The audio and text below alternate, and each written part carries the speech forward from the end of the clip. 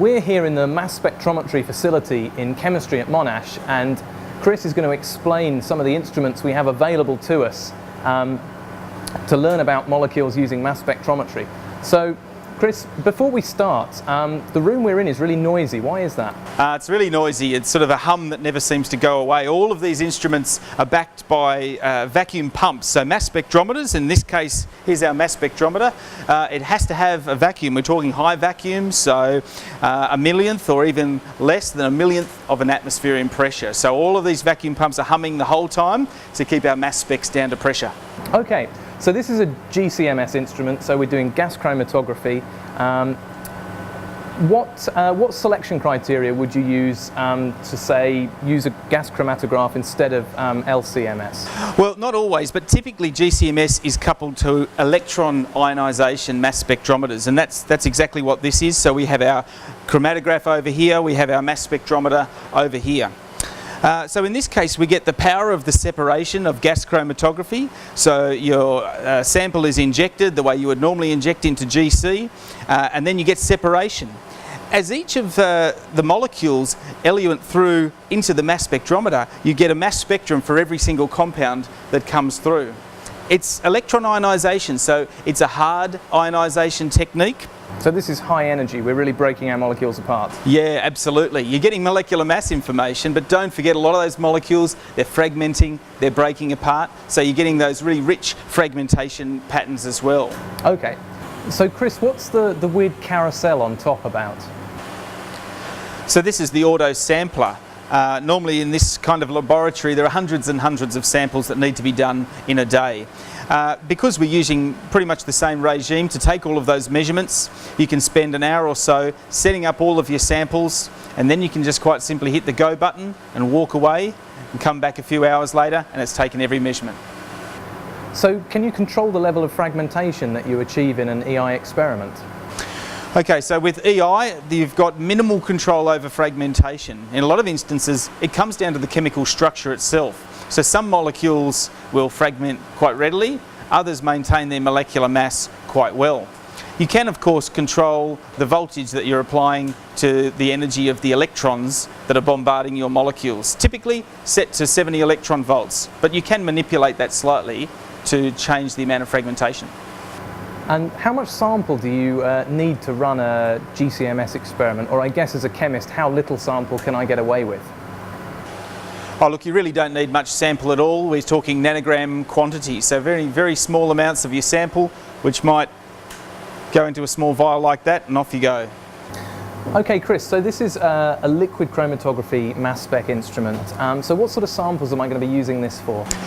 Well, you get the power of the separation from the chromatography stage, a little bit like with GCMS. But in this case here, you would turn to liquid chromatography. You might be dealing with samples which have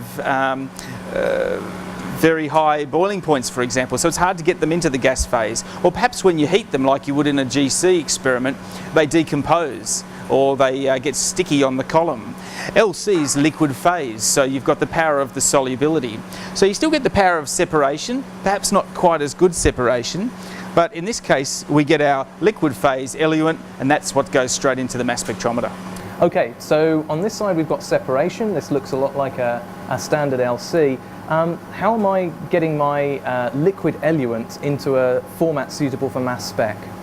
Okay, so in this case the eluent's coming straight out of the LC experiment straight into the mass spectrometer. But we have a different kind of source in this case. We're not using electron ionisation this time, instead we're using electrospray ionisation. So it's a really nifty technique. It's a soft kind of ionisation. The guy that developed it actually got the Nobel Prize in 2002. Particularly because it's good for large biomolecules and molecules of poor volatility and so on. In this case here, the kinds of ions we're producing are different as well. We're not knocking electrons off our molecules, we're either protonating them or deprotonating them, and so ionising them in a much softer, if you like, a more chemical kind of fashion. Okay, so what's the analyzer in this instrument? How are we separating our ions once we've made them?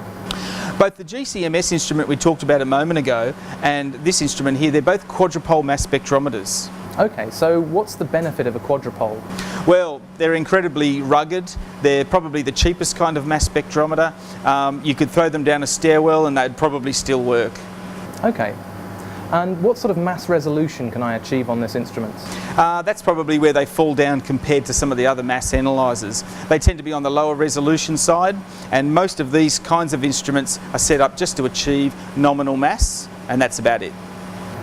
Okay, we're going to look at a slightly older electrospray ionisation LC-MS instrument now, as you can tell by the 3.5-inch floppy drive.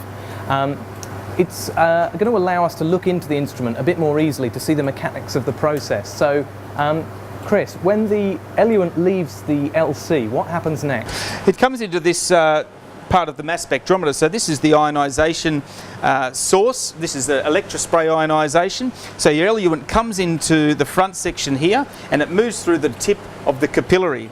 At the end of the tip of the capillary are our charged droplets. However, most of the solvent moves straight ahead, moving away from the mass spectrometer, while an aperture on the side draws the ions in. So it's predominantly just the ions that go into the mass spectrometer. Okay, so we've moved to a different lab now to look at the School of Chemistry's newest and most expensive mass spec instrument. So on this side we've still got liquid chromatography doing our separation, but you can see our spectrometer is now much bigger and is very different. TOF on the front is telling us we're dealing with a time of flight instrument.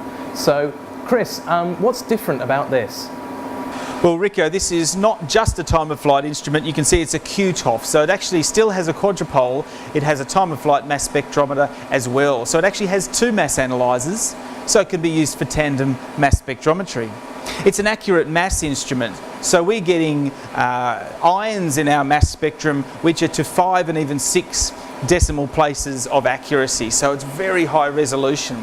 So we could have two ions of the same nominal mass, yet we would still be able to resolve them in our mass spectrum. Our peaks are very, very thin, or we say very, very resolved. Okay, so our eluent's coming in from the LC here. What happens first? We're electrospray again? Electrospray, so you've still got that liquid phase eluent, comes in, goes through electrospray ionisation, and the first mass analyzer is the quadrupole. So you have a first stage of separation, and so your ions are coming through the instrument into this region here where it hits the time of flight mass spectrometer. So what's the big cigar tube about? Well, this big cigar tube is a mass spectrometer in its own right. It's called a time of flight mass spectrometer, and it gets its name sheerly from the fact that you measure the time of the flight of the ions. So we have our ions coming through the quadrupole at this stage. Here they enter what's called the acceleration region. So we have ions and they experience a force because they're in an electric field, and that shoots them up in a vertical direction into the drift tube of the time of flight mass spectrometer. This is a very special kind of time of flight mass spectrometer. It's a reflectron. So there's an additional electric field at the very top which bends our ions back down. The purpose of that is it gives us extra good resolution. So as I mentioned earlier, we can get mass to charge ratios to about 5 or 6 decimal places for our ions, which is incredibly high resolution. My favourite instrument. So if this is our flagship instrument, the million-dollar question is, how much does it cost? So an instrument like this, Rico, price tag would be somewhere between $500,000 to $1 million. Wow, I hope it's worth it. Yeah. So if I've synthesized something in the lab, I bring it down to the mass spec facility, how do I know which of these instruments I want to use? Well, hopefully you know a little bit about your sample. So you know what sort of molecule it is, or perhaps it's a mixture of molecules, particularly if you're going to use some chromatography separation stage. You might be able to look at the molecular structure and identify, is that molecule going to be more likely to be protonated or deprotonated? And then for ESI you can choose whether or not you want to use positive ion mode or maybe negative ion mode. If it's of low volatility and good purity, it's not too big a molecule, you probably just use GCMS. It's quick and it's nasty and it's cheap. Alternatively, if you've got a very large molecule or a bit of an unknown mixture, you'd probably turn to something like ESI. Okay, Cool. I think I understand. Okay, Thank you very much for your time in showing us around the mass spec facilities here in chemistry at Monash. no worries, I had a spectacular time.